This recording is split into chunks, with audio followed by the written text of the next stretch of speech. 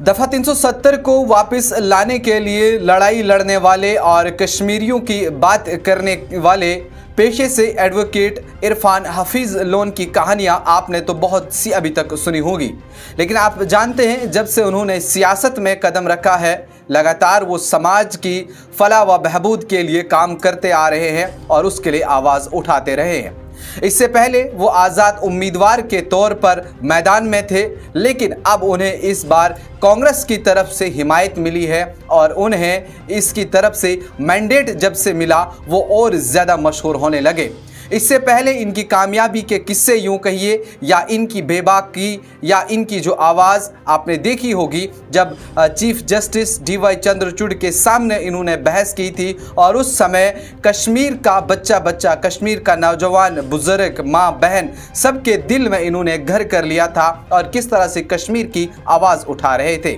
और ऐसे में एक बार उन्हें ये मौका मिला है कि कश्मीर में वो इस बार असेंबली इंतखाबात का हिस्सा बने हैं, जहां वागोरा कीरी में वो इस समय कैंपेन में मसरूफ़ हैं और वह लगातार वो डोर टू डोर इस समय कैंपेन कर रहे हैं और लोगों से अपना साथ मांग रहे हैं और लोगों से कह रहे हैं कि आप हमें मौका दीजिए। जिस तरह से हमने बेबाकी के साथ इससे पहले आवाज़ उठाई है हम आगे भी उठाते रहेंगे। चूँकि आपको याद होगा ये वही शख्स हैं जिन्होंने कोर्ट के अंदर जस्टिस DY चंद्रचूड़ के सामने कहा था कि आपने कश्मीर की शिनाख्त को जो है वो ख़त्म किया था, लेकिन उसके बाद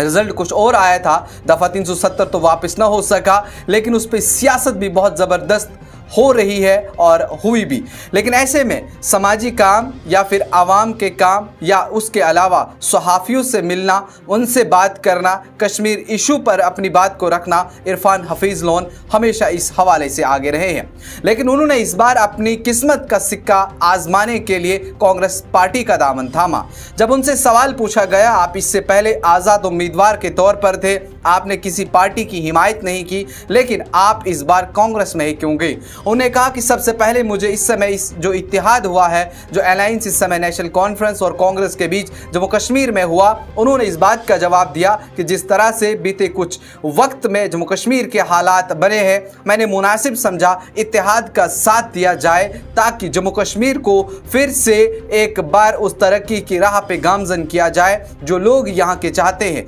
यहाँ का लोग अमन चाहता है, यहाँ के लोग शांति चाहते हैं, यहाँ के लोग तरक्की चाहते हैं, यहाँ के लोग रोज़गार चाहते हैं और इस हवाले से हमारी ये कोशिश, हमारा ये फ़र्ज़ बनता है कि हम लोगों की उस आवाज़ को लेकर के ऐवाने बाला तक पहुँचाएँ। ऐसे में इरफान हफीज़ लोन से कई इंटरव्यूज़ में भी हमने इस बात का खुलासा किया आप कब किस पार्टी को ज्वाइन करेंगे, लेकिन उन्होंने कभी भी इसका जवाब नहीं दिया था। लेकिन कुछ वक्त पहले जब जम्मू कश्मीर में राहुल गांधी, मल्लिकार्जुन खड़गे और उनके साथ जम्मू कश्मीर में तमाम वो सियासी पार्टियां एक हुई और